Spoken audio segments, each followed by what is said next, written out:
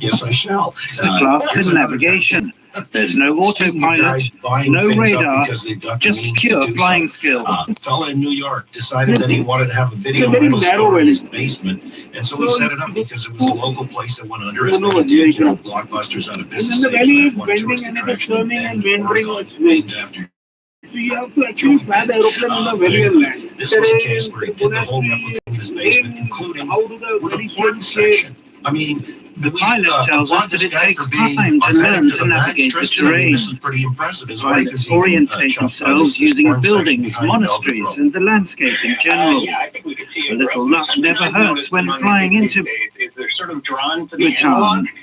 Every landing is different, but these professionals know what they are doing. My niece and nephew, I've got typewriters, some antique attic.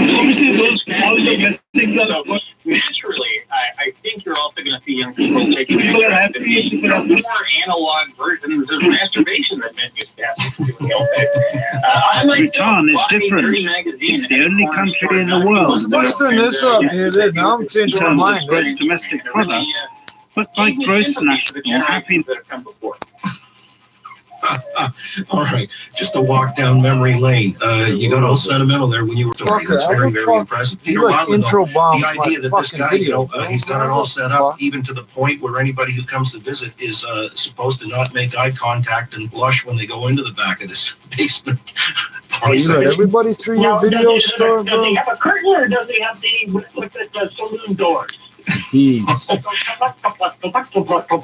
when you walk through. You know, I never really experienced those. Is that really what happens? I mean, I always... John, you need to go to another town, go to another city where no one knows you, and, you know, just go crazy. Just, you can visit them all. I thought it was... Within a video store in L.A. Okay, this is what makes me think I'm on the autism spectrum. It says say something in the chat. It says say something. Okay, I could just say something. Really? That's a hallmark of where his career is really going. Was he looking for some of his own product? I'm using air quotes around bump into. So. All right. Well, you know, in this case, I always thought it was just velvet curtains. Then there's a story about the guy who went and took a loaner out from a local car dealership. He was looking to buy a BMW. While this was being negotiated, he used the loaner, went to the bank around the corner, robbed it, came back with cash, plunked it down, and he wanted to buy the car on site, right there on the spot, the BMW. I mean, it's a pretty ballsy move for a guy, you know, who didn't have the scratch to buy the car, but he figured he could make do within about 20 minutes. Just give me a little bit of time, I'll be right back. I need a loaner, and this is what happened. Of course, he got caught, had $5,000 on him, and there were numbered bills that he had hoisted from the bank. Tristan Hopper, do we applaud this guy for initiative, or do we say he's a special brand of stupid? If I was BMW, I would not be upset with this story whatsoever. It's similar to Toyota.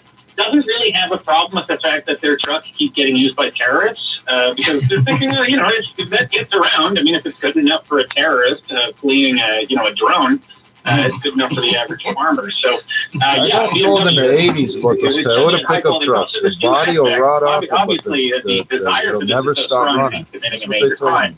And then second of all, this sort of speaks to the anti-theft capabilities of the BMW. It's so hard to steal, it's easier to rob a bank and then use the money to buy a BMW rather than just stealing the car. That's brilliant insight. You ought to be a copywriter. You see, it all accrues to the benefit of the brand of BMW. Very, very insightful, Tristan. Well, then I'll give you a last word. Genius or jackass in this guy? I give him I'm a bit of both. I think he's great. I think if he had tied in a couple of Uber lifts, you know, well, he takes the car back, I think, you know, I applaud you, sir. But this is I think this is pretty clever. I applaud him. Right. He won't be driving for about 20 years. You know where he's off to, right? 20 years? Does he have a driver's license? Well, did he have a driver's license? I mean, this is in the U.S., this is in Canada. You know, he could have left the engine running if this were Canada, and he'd be right back driving again. So let's leave it on that note. Gents, it's always a pleasure. Love the Friday edition. Peter Wildman, funny man with a guitar and future YouTube star, and Tristan Hopper, columnist reporter with the National Post. Always a must-read, fellas. Have a great weekend. Stay well. Talk again real soon. Thank you, gentlemen. They were talking about Kanye West trying to sponsor a city. IVF package for only $8,800. This unheard of low cost includes full IVF Something about a sperm bank on the moon? ICSI and 1-year storage. No other fees. Which you immediately think that's a bad just idea. $350. Limited packages available, so register now at newlifefertility.com. Available at all 8 locations. But If he didn't have a limited package, he wouldn't need your service. 680 News Time, 4:56. Now, the 680 News Business Report brought to you by Numero Uno Web It Solutions. was Sunday at 5:56. You're my numero uno. Oh, Richie, thank you. Right back at you. Yeah. Hey, pretty good number one topic to talk about here was what happened with the Canadian labor market today. No, what was weird about that is that false sweetness and my name at the same time. That Way more didn't than feel right. expected. And quite the rebound from January when we lost just over 200,000 jobs. So the unemployment rate's down to 8.2%. A lot of this tied, of course, to economy starting to reopen in Canada in February. Of course, not really the case here, not in Toronto proper, but certainly elsewhere. The gains still leave Canada about 599,000 jobs short of where we were before the pandemic began. This job news really sparked a big surge for the Canadian dollar. The loonie is closing the week above 80 cents US. It's right now at 80.19 cents US. TSX closed higher for a 6th straight day at a fresh record. All's well here on the Toronto market these days. TSX up just 6 points today, but closes out a big week at a record 18,851. The Dow at a record high today as it added another 293 points. The S&P was up 4. Technology, though, under some pressure as government bond yields resumed their ascent. We had Facebook falling 2% today. Apple was down more than 1% at $120. Well, the so-called Reddit rebellion trade continued to roll along. GameStop closed higher at $264.50. That stock up about 100% on the week. AMC shares higher at $11.22. And BlackBerry higher at $11.86. Again, the loonies above 80 cents, and the top stories are next, right here on 680. Hey, John, how's your business doing after all the chaos we've had to deal with? Numero uno. I thought you said your business needed help getting more customers after COVID. Numero uno? What do you mean, numero uno? I mean, the team at Numero Uno helped turn my business around. With their simple online strategies, I have more leads, more customers, and more sales than ever, even in these trying times. Sounds like the Numero Uno team really know their stuff. To see how Numero Uno can get your business more customers, visit numerounoweb.com. That's numerounoweb.com. Lightning, one of nature's most powerful forces. And now, OLG has taken lightning and turned it into a lottery. We call it Lightning Lotto. Well, this collision in the right lane, and now the on-ramp from southbound Dufferin to the west 401 is also partially blocked for this, and from to Mississauga, too. Auto in-store. The jackpot strikes you. Fuck up. News regional weather conditions for Bodias Hyundai. Voted Auto Trader's best 3-row luxury SUV. The Genesis ZV80 is here. Book your test drive at genesismississauga.ca. Tell them Superfan sent you. In Markham, partly cloudy, 8 degrees. Mississauga, partly cloudy at 9. Downtown Toronto, clear, sunny, and 5 degrees, but it feels like -1 when you factor in the wind. 680 News is CFTR AM Toronto. It's 5 o'clock. Toronto's #1 for breaking news, traffic, and weather. This is 680 News. Good afternoon. It's Friday, March 12th. I'm James Monroe. I'm Slochana Timmons. Secure the top stories right now. The province has adjusted capacity limits for weddings, funerals, and religious services in grey lockdown, where Toronto and Peel sit. Employees at an Amazon facility in Brampton will have to isolate for 14 days after the building was forced to shut their doors due to an outbreak of COVID-19. That second branch has 3 leads on it. Over can now book vaccine appointments as early as St. Patrick's Day. The provincial portal is open all weekend on the city's website. Maple Leafs have traded defenseman Mikko Lennon off to Columbus for goaltender Venny Vehvilainen, and the Pirates top the Blue Jays 2-1. Sports at 15. Make it 6 in a row. The TSX rises again to close at a fresh record. Business at 26. 6 City News Time 501. Traffic and weather together on the ones brought to you by Rudner Law. Jordan Kerr. Oh, yeah, I'll have 3 problems on the westbound 401. First of all, west of ladder, Leslie, the Express. 2 left lanes are blocked can, up with a crash. Now, West 401 is heavy, approaching Brock Street to approaching Salem. Then delays from Brinley to Kennedy in the collectors, and jammed approaching Warden Express, and from the 404 in the collectors to west of Leslie. After that, West 401 west of the Allen in the collectors. Crash on the right shoulder. It's not causing a delay anymore, but because of this, the southbound Dufferin ramp to West 401 is blocked. And then further along, westbound 401 west of Weston in the collectors. The 2 center lanes are blocked with a stalled transport truck. We have a whole bunch of crews on scene to help out with this. The westbound 401 is jammed up from west of Kiel. It's solid in the collector lanes, busy in the Express, a lot slower in the collectors, so Express is where you want to be. And then West 401 is slow west of Huron-Ontario. Express Mavis collectors to approaching Mississauga Road. And just getting an update, westbound 401 west of Weston, that stalled transport truck has just cleared. From the 680 Traffic Center, here's Christine Lagos. And it's a slow drive on the northbound 400 from Highway 7 in the Express to north of King Road, where a collision is blocking the left lane. Use Jane or Weston instead.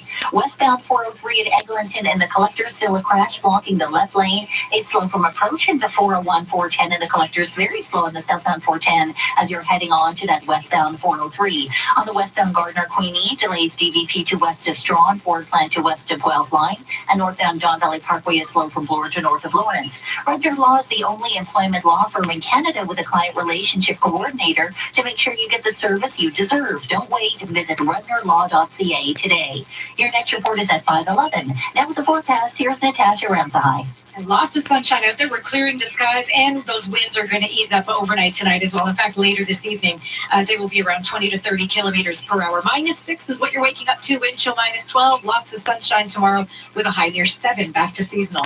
Overnight, well, 7 is above seasonal. Overnight tonight, we're down to a low of -6, which is seasonal. It is currently 4 degrees at Pearson. -6, really? Time 5:03. I'm not throw those seats down tonight. They're fucking cracked has just unveiled changes to capacity limits for weddings and funerals in grade lockdown zones like Toronto. The announcement comes as the province reports good thing I didn't go do that then. COVID, 40% of which are currently new variants. 6 City's Phil Martino joins us live with what you need to know. Phil. So, Jana, Toronto and Peel remain in gray, but you can walk down the aisle and have a small reception thanks to the adjusted capacity limits. As of Monday, weddings, funerals, and religious services, rites, or ceremonies in gray lockdown will be permitted to allow for up to 15% total occupancy inside or up to 50 people outside. The changes come as the province reports 1,371 new cases of COVID-19 today and 18 more deaths. 1,110 more cases of the virus have been resolved. Ontario's Chief Medical Officer of Health, Dr. David Williams, says we all must remain vigilant and continue following public health advice and measures to prevent transmission. Phil Martino, 680 News. With breaking news from Peel Riggs' public health unit, it has ordered all 5,000 or so workers at an Amazon warehouse in Brampton to self-isolate following an outbreak of COVID. 680's Madison Fitzpatrick joins us live. Madison. Live, but did she Yeah, go there? James, well, Why the did she go there? facility located at 8050 Heritage Road in the Steeles in Winston Churchill area employs 5,000 workers. Peel Public Health says with this outbreak coming in the last few weeks in a disseminated fashion, more significant action needs to be taken. Peel's Medical Officer of Health, Dr. Lawrence Lowe, says despite the rate of infection decreasing across Peel region, the rate inside the plant has been increasing. Just in the last month, we've been very concerned through a number of rounds of mass testing. We've detected more and more cases, and it actually really points to a significant increase. Almost 40% of the cases in that outbreak came just within the last few weeks. Dr. Lowe says they have also found cases aren't necessarily linked to the same cluster and have also found variants of concern. Employees will now have to self-isolate for 14 days unless they have tested positive in the last 90 days and completed their isolation periods as directed by Public Health. Reporting live, I'm Madison Fitzpatrick. And we have breaking news from Premier Ford, who has quietly apologized to NDP MPP Sol Mamakwa. 680's Richard Sumner joins us live with that. Sparking this controversy was Premier Ford on Thursday, accusing Indigenous MPP Sol Mamakwa of jumping the vaccine line when he received a shot in an indigenous community. I talked to a few chiefs that were pretty upset about that. We're flying into the community that he doesn't want. Mamakawan says an apology call came from Ford just after 3 o'clock this afternoon. Conversation was probably about a minute and a half, and we spoke about what had happened. He said that he never should have personally attacked me. He apologized for that. But Mamakawan says it's not apology accepted. I didn't say I accepted his apology. All I said, I appreciated his call. I appreciated that it came from him. It's indigenous people across Ontario that need a public apology from him. I'm Richard Southern. So the province's pharmacy pilot project we've been telling you about most of the week has now fully launched at more than 300 locations. Comes as the city the U.S. reports consulate was a here in booking portal of its own. 1864, and I've been flying this Micmac flag here for well over a year. And April 11th are now up for We're grabs claiming for Quebec. Why Toronto can't we residents born in claim 1941 or Ontario earlier? to It's all at toronto.ca/COVID-19. A trusted person can register for an eligible senior. The city's COVID incident commander, Matthew Pegg, runs down what you'll need to have on hand to book. Your health card and the information found in your health card, your postal code, your birth date, as well as your telephone number or email address. A phone option will be available starting Monday when the portal opens to the whole province. The city will temporarily close access to the portal at 8 p.m. Sunday to allow for the switchover. And we now know the opening dates for 3 more Toronto mass vaccination sites. Mitchell Field near Yonge and Finch and the Malvern Community Centre open March 29th. The hangar at Downsview Park starts doling out shots April 5th. I'm Alex Bloomfield.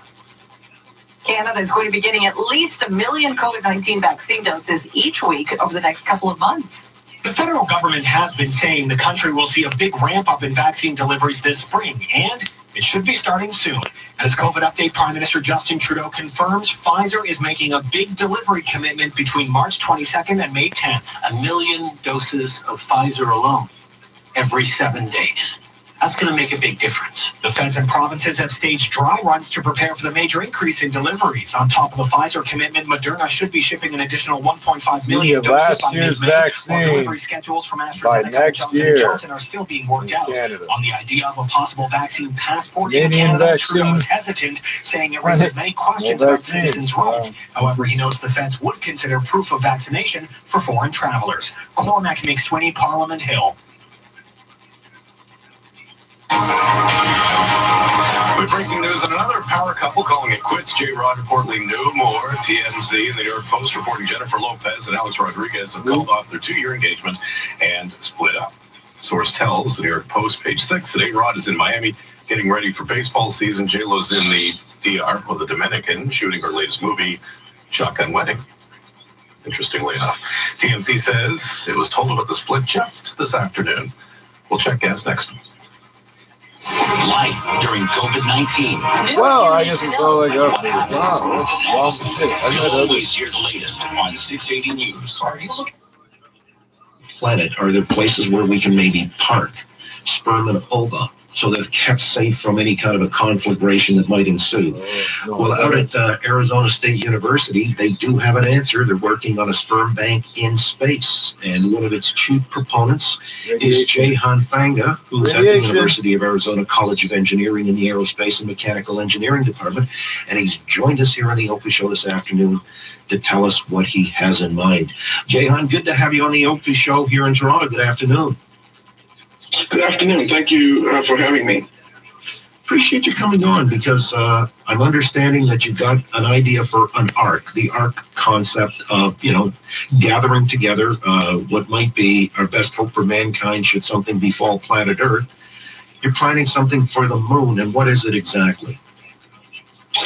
It is to take 6.7 million species of eggs, sperms, spores, seeds, have them stored in cryogenic conditions. That's around minus 180 degrees centigrade or around 190 or minus 196 degrees centigrade, depending on the creature.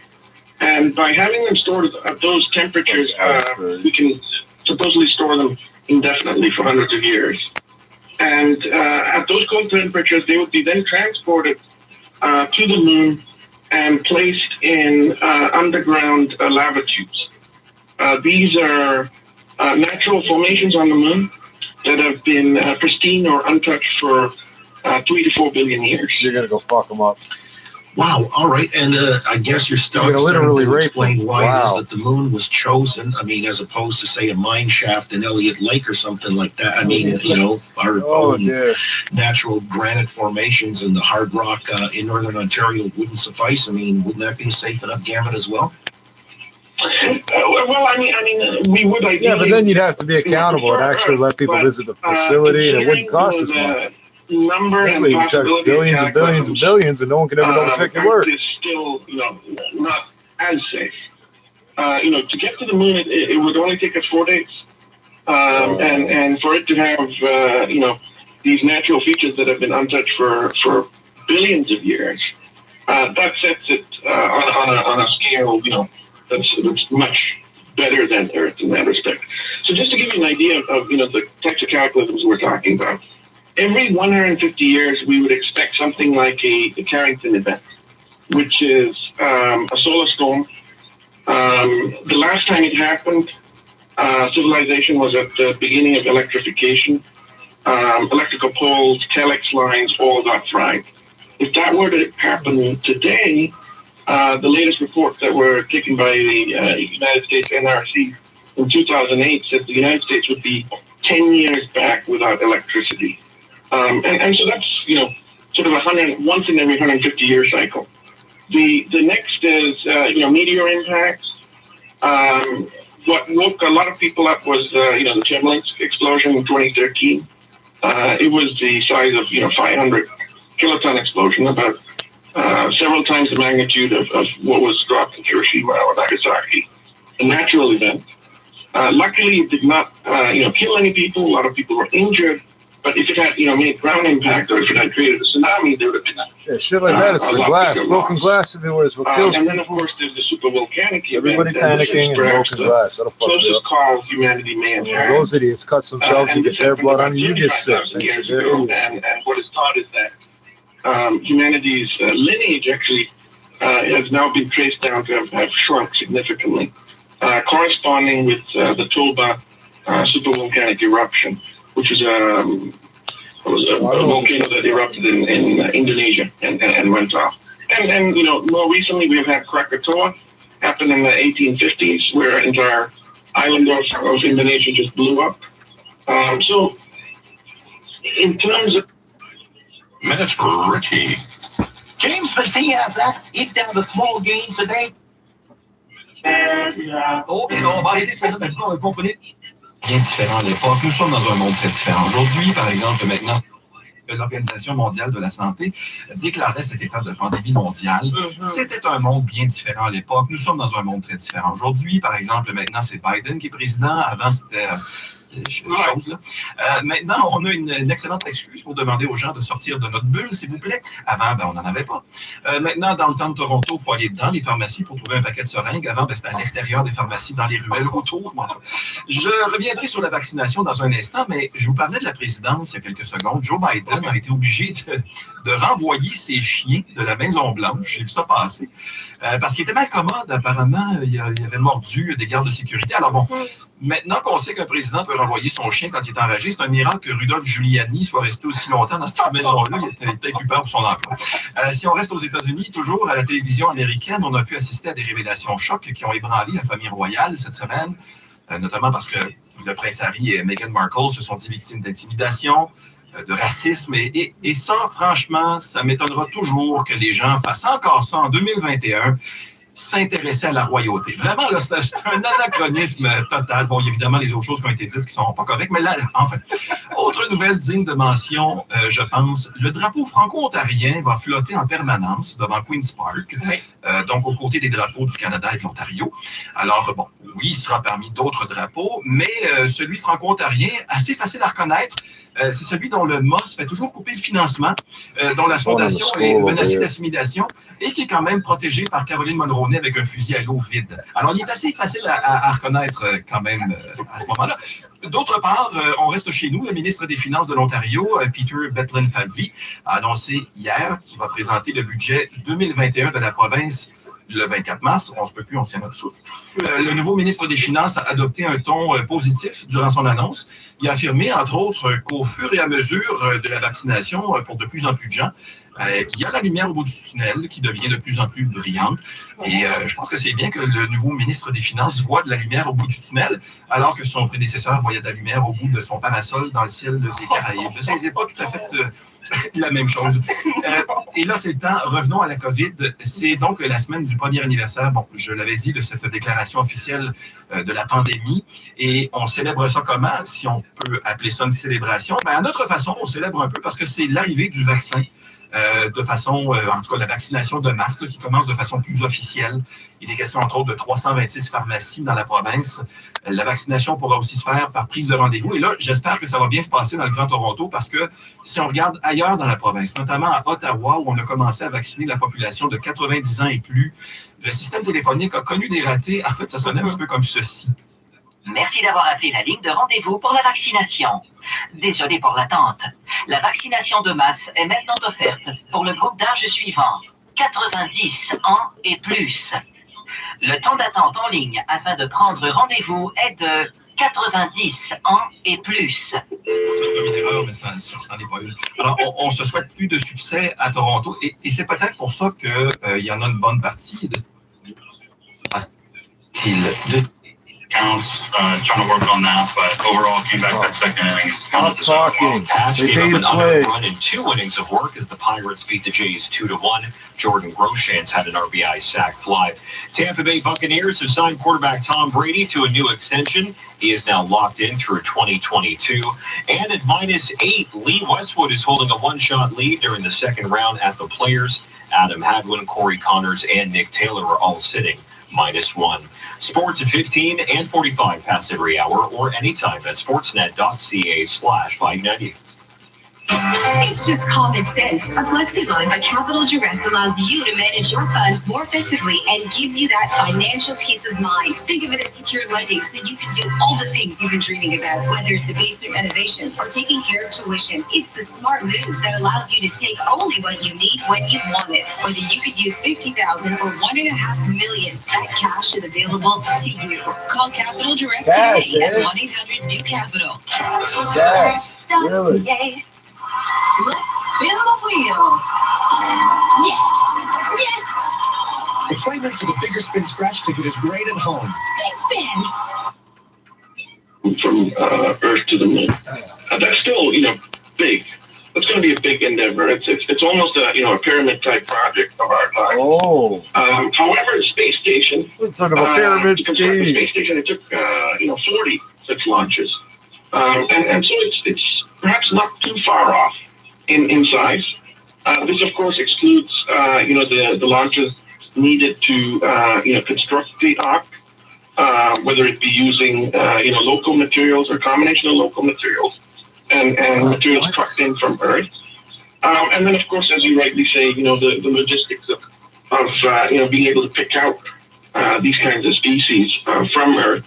Those are picking out the species and getting all of that 6.7 million is a massive task on its own.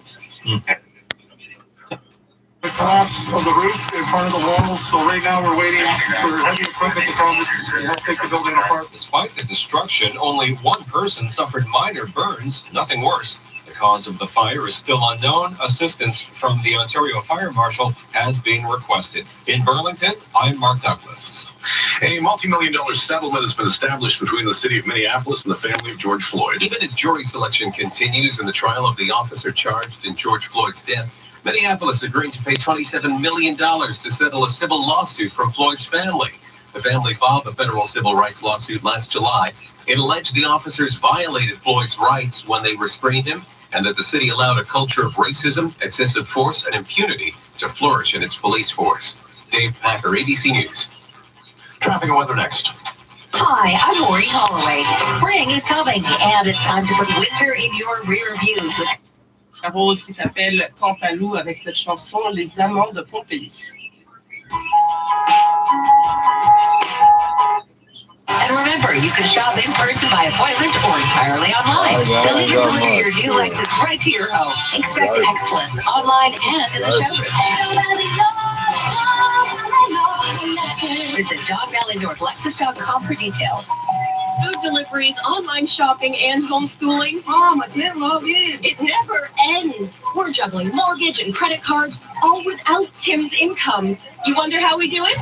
We don't. We can't afford the payments. Somebody help us. New Borrow will help. Use low interest rates and the rising. Visit newborrow.com. License 13115. 680 News Time, 521. Traffic and weather together on the one. Brought to you by Sportsnet. It's Jordan. On westbound on the 401, west of Leslie and the Express, we still have the two left lanes blocked off of the crash. It looks like it might be clearing up soon. We'll keep an eye on this, but westbound 401 is very heavy. So is eastbound. Everything's heavy right now. So westbound 401 is slow from Dixon to approaching Salem, and then jammed up starting from McCowan and the Collector is really heavy approaching Kennedy and the Express to west of Leslie. Again, in the Express, two left lanes are blocked off. After that, delays from west 401. What are you going to be living in America? 407, then delays from approaching Winston Churchill to east of Mississauga Road. Delays 427 on and off the Leslie, alternately Express and Collectors. The fact that she sings in English is considered an outrage.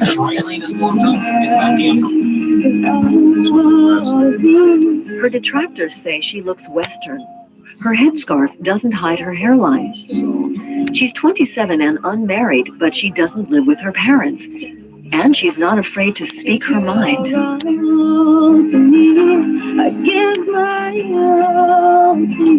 I don't feel that it's my country, and I want to stay here and have this freaking word every year, and I have to defend, but you know, my country, and you know, I just wanna be myself, live freely, and sing, and have my own life, my own job. Not fear, just peace, love, happiness. Wafa rents a small room in Gaza City. She's a nurse, but hasn't been able to find a job. Gaza's economy is in a state of collapse. She gets by with odd jobs, but worries constantly that she won't be able to afford her independence for much longer. Actually, I'm so happy because I'm alone. Yeah, I kind of independent, and I have my own work, and I have my own space. Alone, but not lonely. Wafa's friend Mohammed is also a musician. Oh, yeah. And they're getting married or something. Yeah, this one is.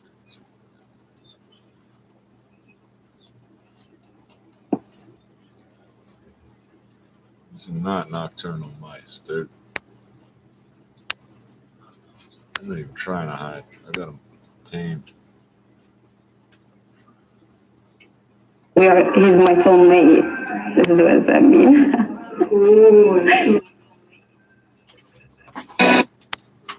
We're sorry, but we're unable to bring you our usual service at this time. We're working to restore normal service as soon as possible. Don't forget you can always keep up to date with the latest world news at bbc.com/news. BBC.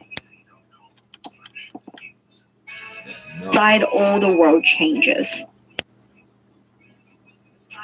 Author of the book Sporting Gender and a transgender athlete herself, points out that for many high schoolers, sports is mean.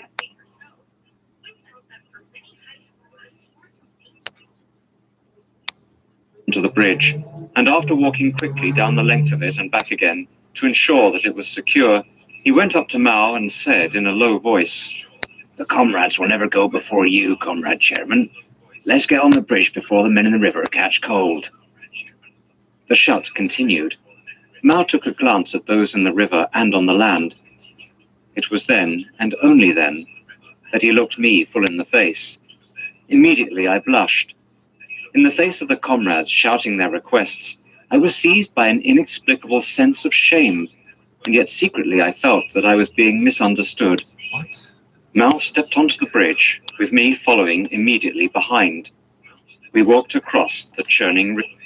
64-year-olds, some 65-year-olds in there as well, lining up at pharmacies, part of a pilot project that is implemented in 3 states. Bring you our usual service at this time. We're working to restore normal service as soon as possible, and don't forget you can always keep up to date with the latest world news at bbc.com/news. BBC West and Central Africa. That's interesting. BBC.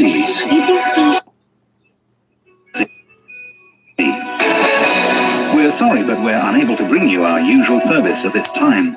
We're working to restore normal service as soon as possible. The latest world news at bbc.com. bbc.com/news.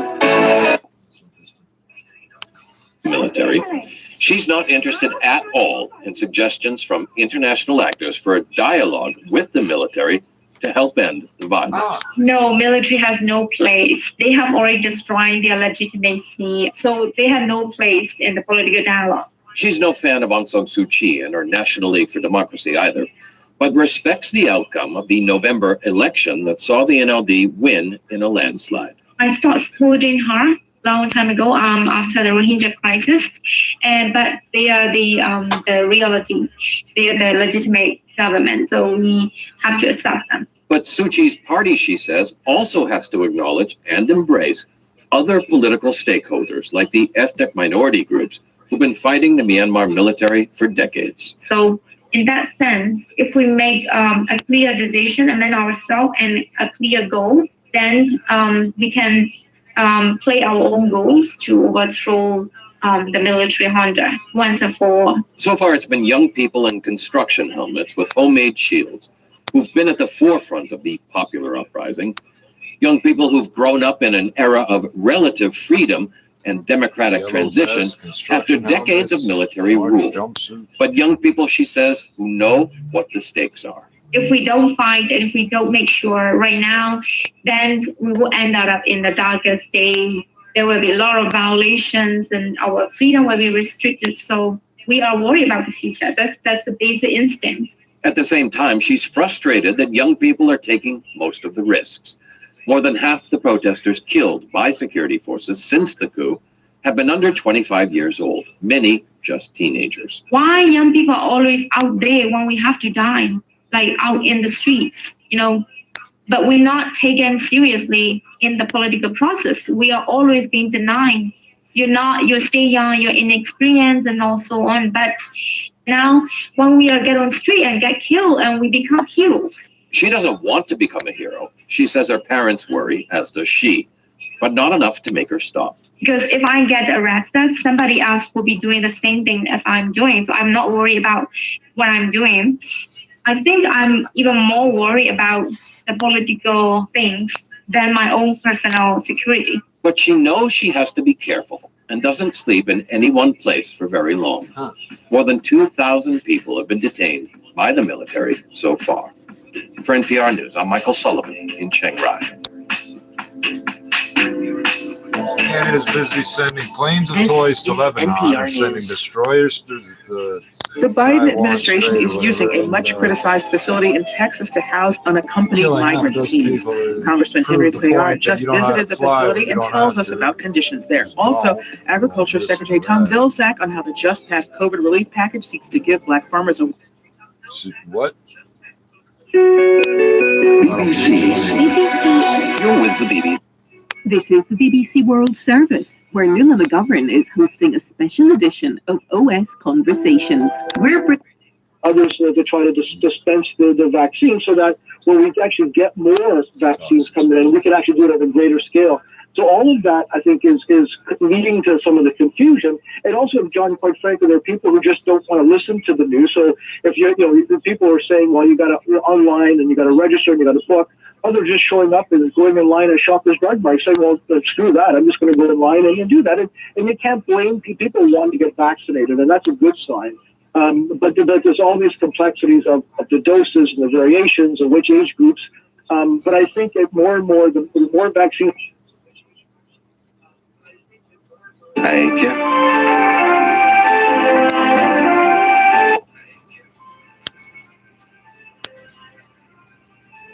Who joined the revolution in 1938 when China rose in a full-scale war against the Japanese aggressors.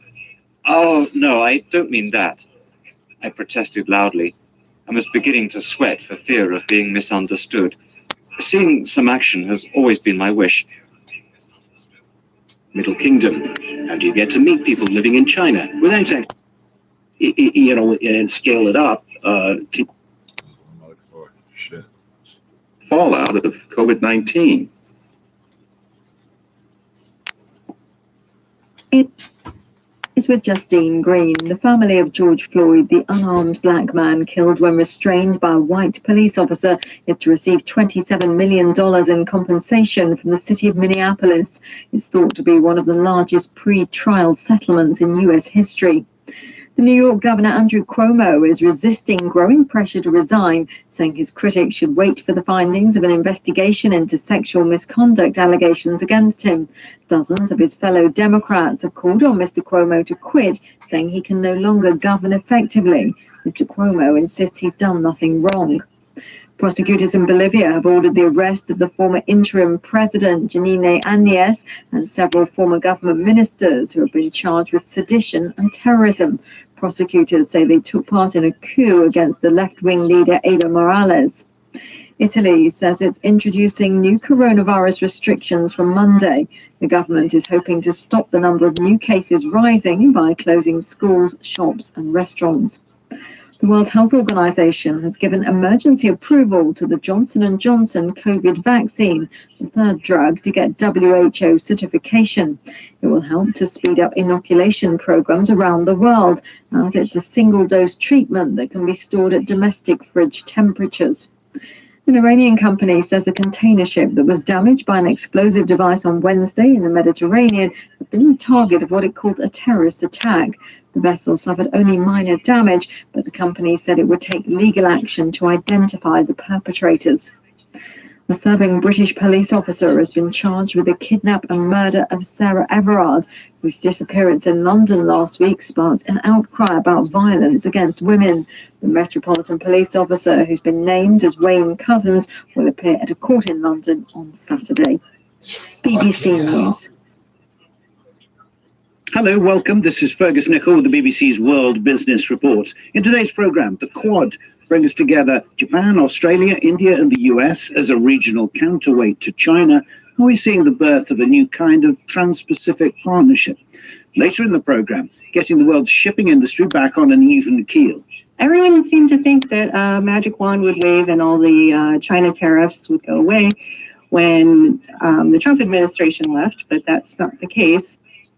In a moment, we're going to be hearing the voices of 4 global leaders.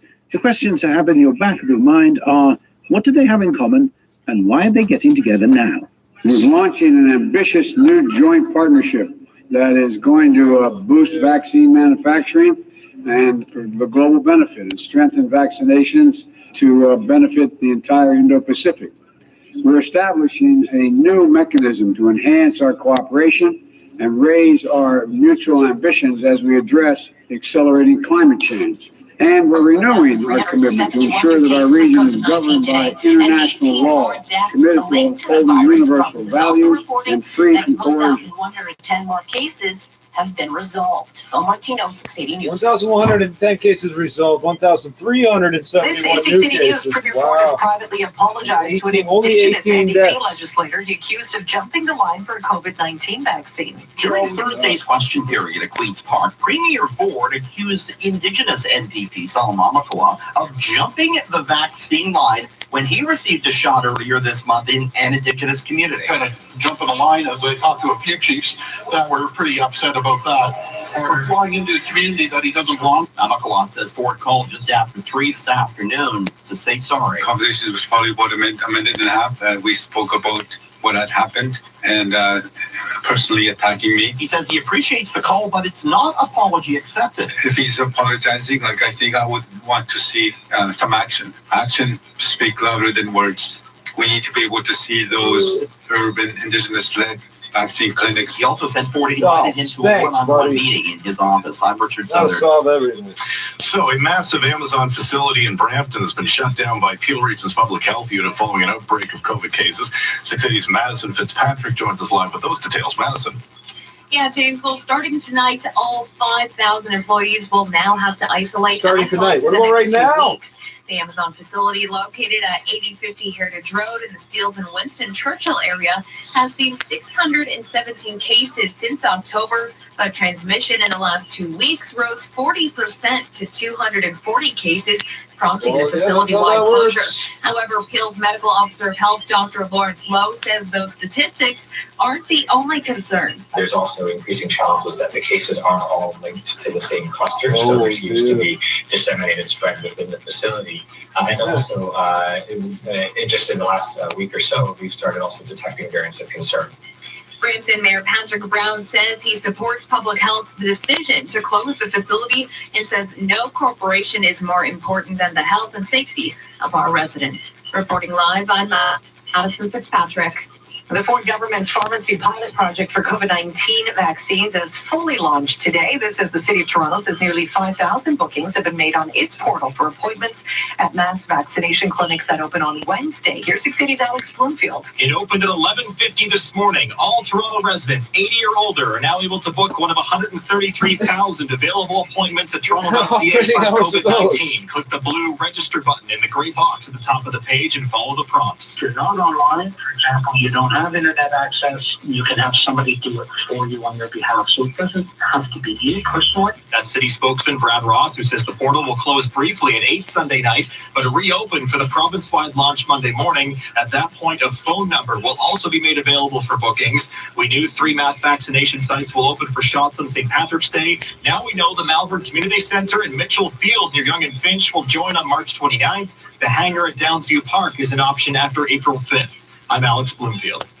After April 5th, that's good to know. This is All News Radio 680 News. COVID vaccine deliveries are going to be ramping up in a big way this spring after a major commitment from one drug maker. Pfizer is stepping up. Prime Minister Justin Trudeau confirms the drug maker has made a commitment to deliver at least 1 million doses of COVID vaccines each week from March 22nd to May 10th.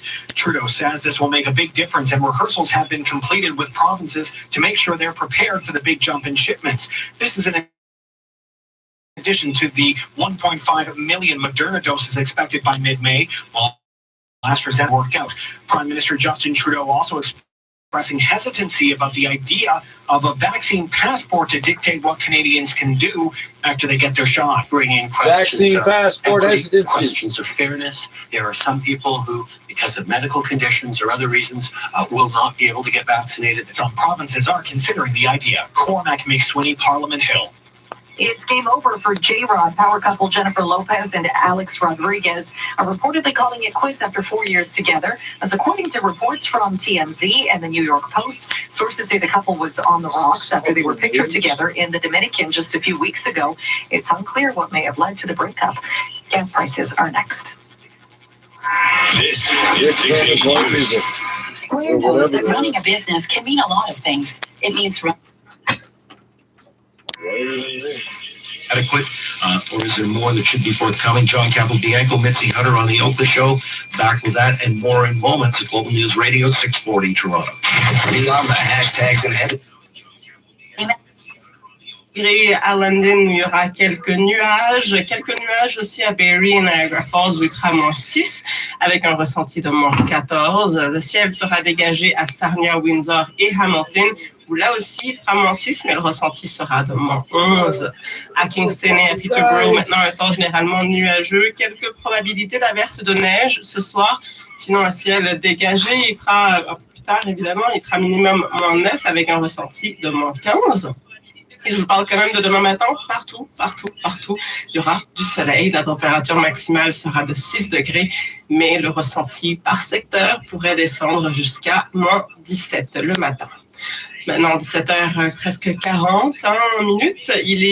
On vous parle toujours de cette journée du 12 mars 2020, une journée qui nous a beaucoup marqué il y a un an, car très mouvementée. On avait appris que Sophie Grégoire Trudeau, l'épouse donc du Premier ministre, était atteinte de la COVID.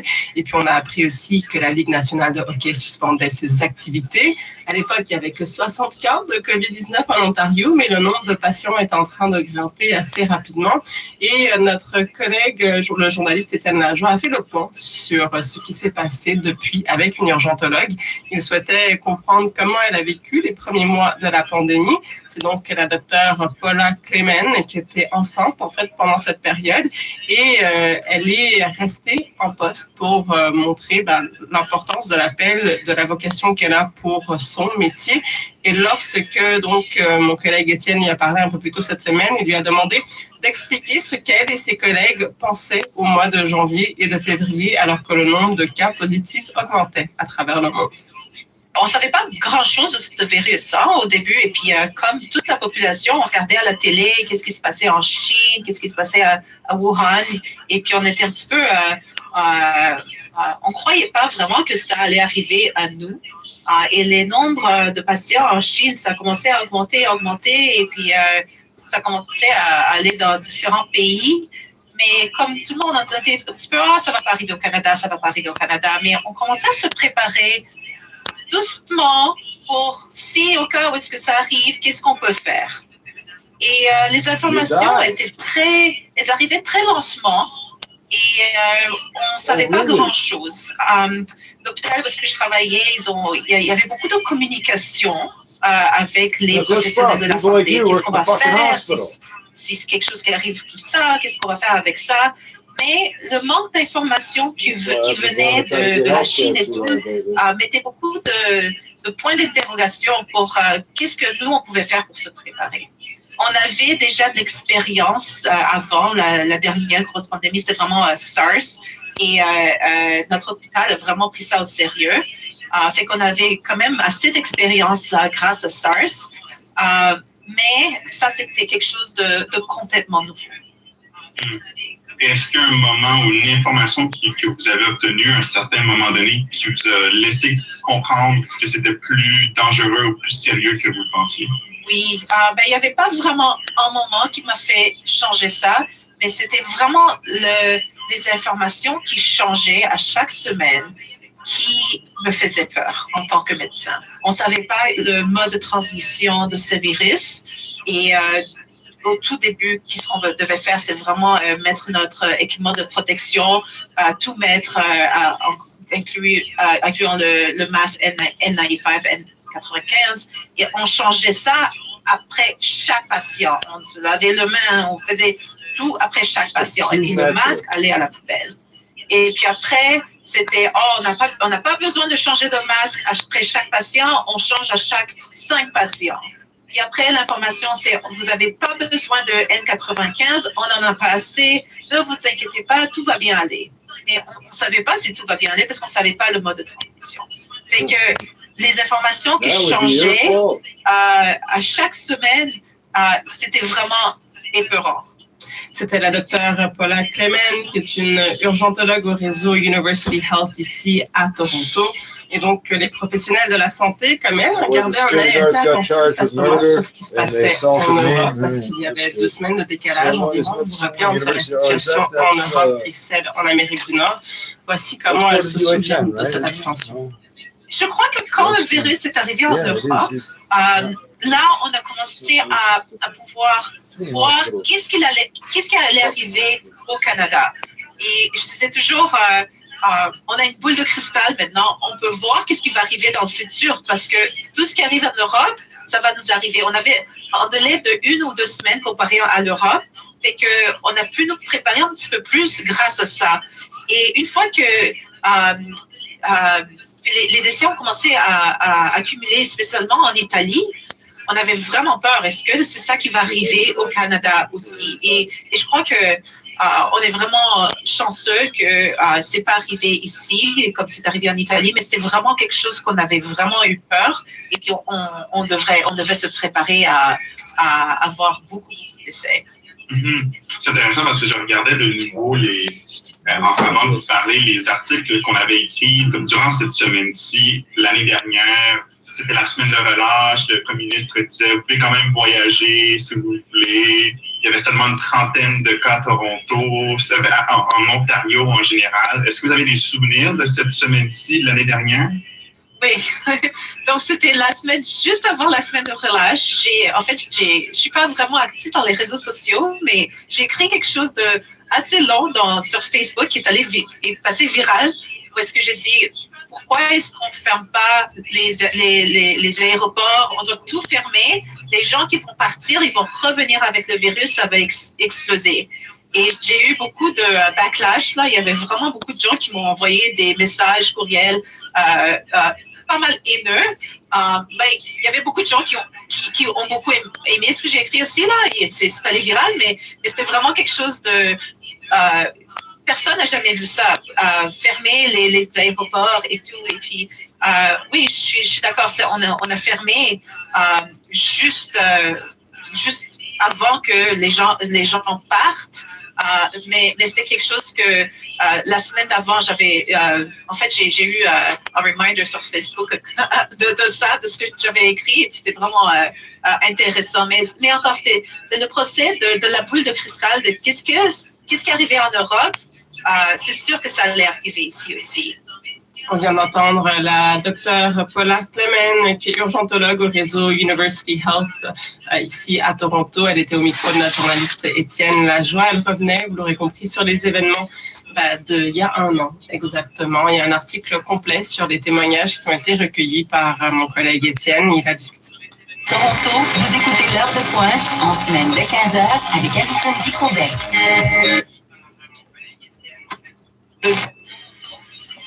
Lead over Matthew Fitzpatrick. 15h avec Alison Dicrobec. On marquait hier le 10e anniversaire d'une tragédie qui a secoué le monde entier. Il y a eu un séisme qui a causé un tsunami qui s'est écrasé sur 600 km de côte au Japon. Et la centrale nucléaire Fukushima Daiichi a été frappée par les vagues. Et donc, il y a eu par la suite un désastre humain et environnemental, inondations, incendies. Et évidemment, on craignait le pire, une fusion nucléaire comme l'incident de Tchernobyl en 1986. Si on regarde à notre consommation, notre utilisation d'énergie ici au Canada, il y a 15% de la production énergétique qui vient de 5 centrales dans 3 provinces qui abritent 22 réacteurs nucléaires. J'en ai discuté un peu plus tôt aujourd'hui avec Pierre-Olivier Pinault.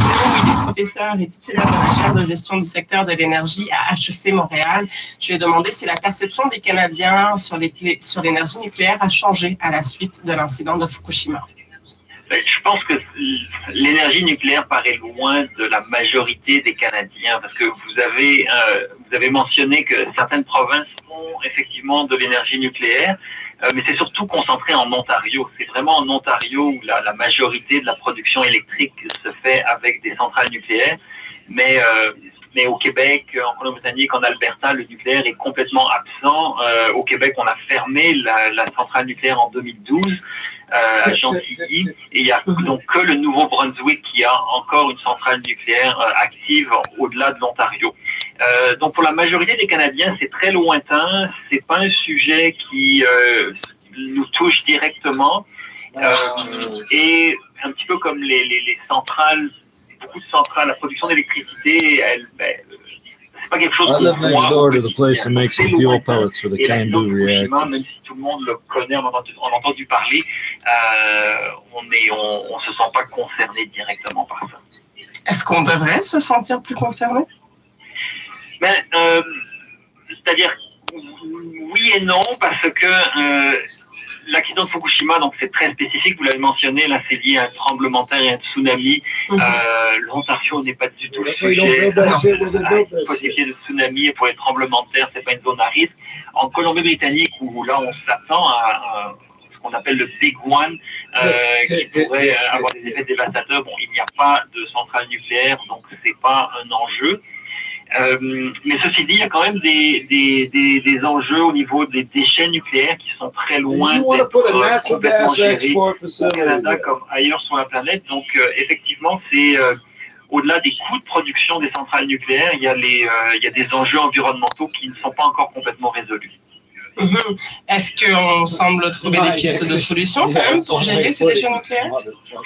Alors, oui, le gouvernement canadien a créé une société de gestion des déchets nucléaires qui a identifié des différentes possibilités de sites permanents de stockage des déchets nucléaires. Alors, on devrait, au cours des prochaines années, pouvoir identifier le site qui va accueillir pour l'éternité, on peut dire, les déchets nucléaires canadiens. Ce site-là va vraisemblablement être en Ontario. En fait, les seuls sites qui restent encore, qui sont encore en liste, sont en Ontario parce que c'est la province où on génère le plus de déchets nucléaires. Mais aujourd'hui, ces déchets-là sont des sites temporaires, même si ça fait plusieurs décennies qu'il y a accumulation de ces déchets nucléaires qui sont radioactifs, qui sont stockés de manière tout à fait sécuritaire, mais qui restent malgré tout stockés de manière temporaire dans des lieux. C'était Pierre-Olivier Pinault, il est professeur et titulaire de la chaire de gestion du secteur de l'énergie à HEC. On parlait donc d'énergie nucléaire au Canada. Il est 17h51.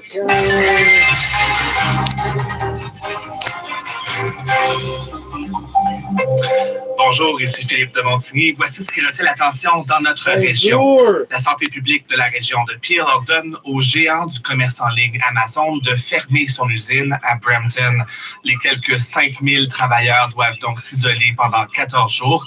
Les autorités veulent ainsi maîtriser une éclosion qui fait rage à l'intérieur de l'entrepôt depuis le mois d'octobre et qui a entraîné plus de 600 cas de COVID-19, dont la moitié dans les dernières semaines.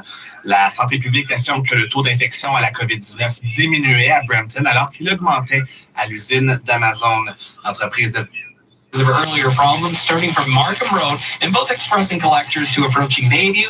Westbound 401 into Mississauga is heavy approaching Mavis Express, Mavis collectors to approaching Mississauga Road. From the 680 Traffic Center, here's Christine Lagos. On the southbound 400 ramp to the eastbound 401, it's partially blocked because of a collision. So the two left lanes in essence are blocked, but motorists are using the other lanes to get onto the eastbound 401 ramp. It's jammed from south of Finch to the eastbound 401 ramp. Delays continue northbound on the 400 from Langstaff to north of Major Mackenzie, approaching King Road off and on to Canal Road with some breaks in between. Northbound Don Valley Parkway is slow from Girard to north of Lawrence. On the westbound Gardner Queenie, looking at slowdowns from the DVP to west of Strawn, approaching Park Lawn to Royal York, 427 to west of Copra, approaching Burloak to west of Guelph Line. Eastbound DuPont at Dundas blocked because of a collision that looks like a vehicle has hopped onto the curb. It's slow from Kiel, and westbound is heavy from approaching Lansdowne. Hakeem Optical's Hello to Spring sale is in full bloom. Buy 2 pairs of glasses with frames and lenses starting at $199. For fashionable and affordable eyewear, visit Hakeem Optical today.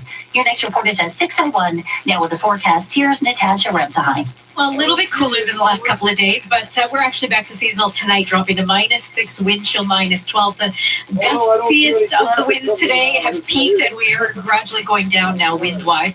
Tomorrow up to about 30 to 40 kilometers per hour. It's a sunny Saturday, a high of 7. We're going to have a few wet flurries early Sunday, which could make for some icy spots to start off the day. Sunshine in the afternoon and windy again with a high of 4. And then Monday morning, heading back to work and school, bundle the kids up for wind chills of -15 to start the afternoon. Sunny and 1 degree. Tonight down to a low of -6. It's currently 3 degrees. So these grapes aren't going out this week. Oh, shit. Make the most out of every hour of sleep with Casper's supremely comfortable They'll mattresses. survive those temperatures. They won't survive the sudden change from my house for the last 3 to 6 months to 8 years of going to that. That won't work. Only Casper mattresses are made with up to 86 supportive gel pods to align your spine and eliminate aches and pains. Casper is also the official sleep partner of the Toronto Maple Leafs. Shop the daylight Somebody savings sale smoked the and bridge enjoy up above to 15% off your bedroom essentials at Casper.ca. Exclusions may apply. See Casper.ca/promo for details and end date. 680 News is #1 for news and... La province n'a toutefois pas fini d'écouler son stock puisqu'environ 1 million de doses ont été administrées jusqu'à présent sur un peu plus d'1 450 000 de reçus. Ici Camille Grégoire, Radio-Canada, Toronto. Certains médecins de famille dans 6 régions de la province pourront vacciner leurs patients de 60 à 64 ans dès demain. Le projet pilote comprend les régions de Toronto, Peel, Hamilton, Guelph, Peterborough et Simcoe-Muskoka. Quelques 29 500 doses du vaccin d'AstraZeneca seront administrées.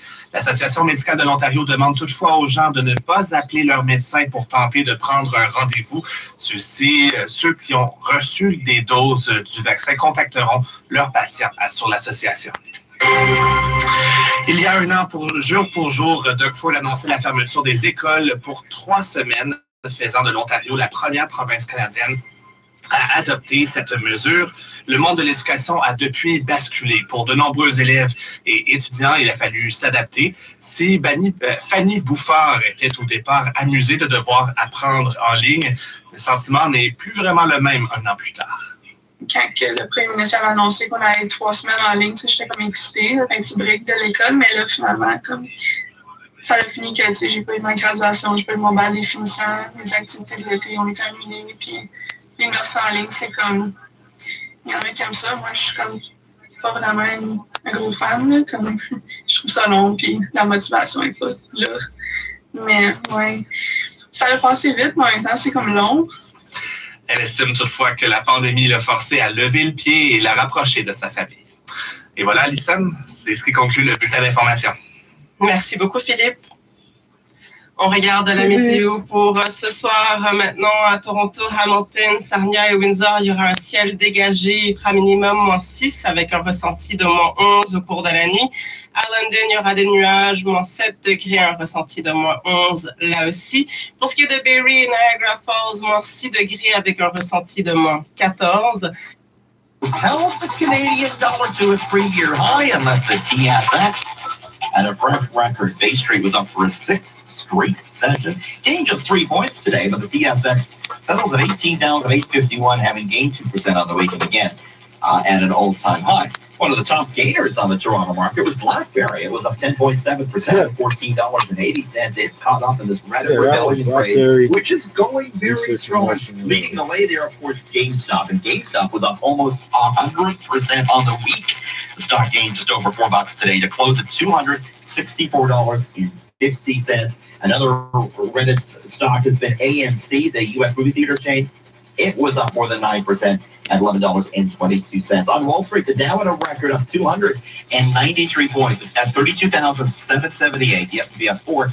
Tech stocks, though, not so hot. The Nasdaq fell 78 points amid a renewed rise for U.S. government bond yields. Facebook is down 2% today at $268. Well, some sad news here. The Dutch inventor of the cassette tape has passed away at age 94. His name was Lou Ottens. He passed away over the weekend. According to Philips, that's a company which is credited with inventing the tape that Ottens came up with. He was the head of Philips' product development department when he began work on an alternative for existing tape. You're hearing his voice throughout. Philips. Big and cumbersome. More than 100 billion cassette tapes were sold after the final product was created by him in 1962. The product's popularity waned, of course, with the development of the CD, but that was an invention, the CD, that Ottens also helped create as a supervisor at Philips. Right, Canadian dollar getting a boost from strong Canadian jobs numbers. It closes today at 80.19 cents U.S. This is 680 News. These days, people want their dollars to go further. Well, if your dollar... I don't know why it says Magnavox. It says Philips Magnavox. I'm not sure where the Magnavox comes from. It was originally intended just for voice. It wasn't intended for music. The fact that it had such good audio quality is a fluke.